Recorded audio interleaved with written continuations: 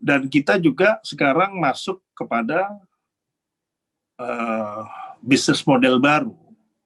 Kita tidak mau lagi misalnya kalau di konstruksi itu hanya hubungannya supply, hubungan customer, transaksi, ya, pelanggan dengan produsen.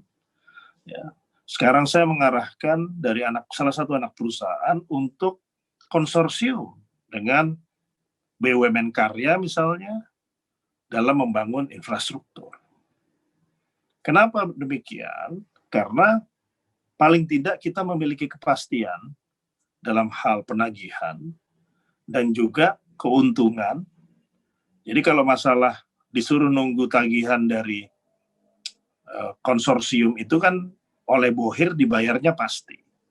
Tapi kalau kita menjadi supplier, itu dibayarnya itu ada ketidakpastian.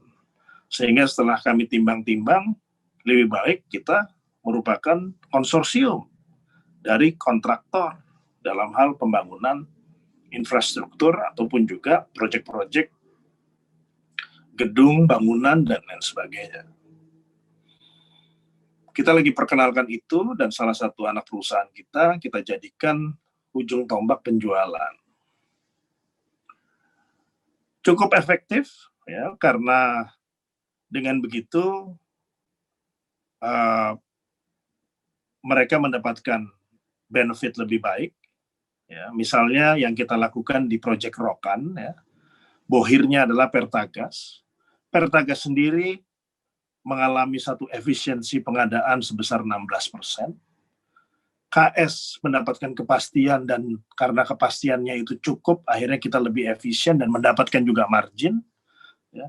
Jadi waktu kita melakukan tanda tangan, itu antara KS dan Pertagas itu juga bingung kenapa semuanya merasa untung.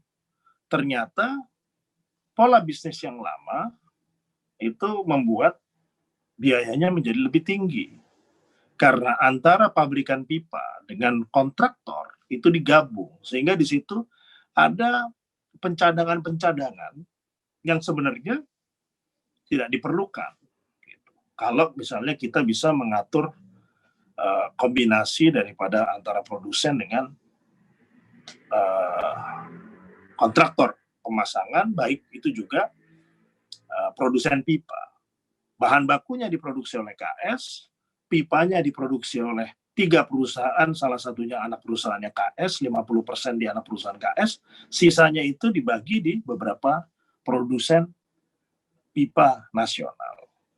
Nah, pola ini bisa jalan dan lebih efisien, menguntungkan. Selain itu, KS sendiri sudah melakukan pembenahan internal.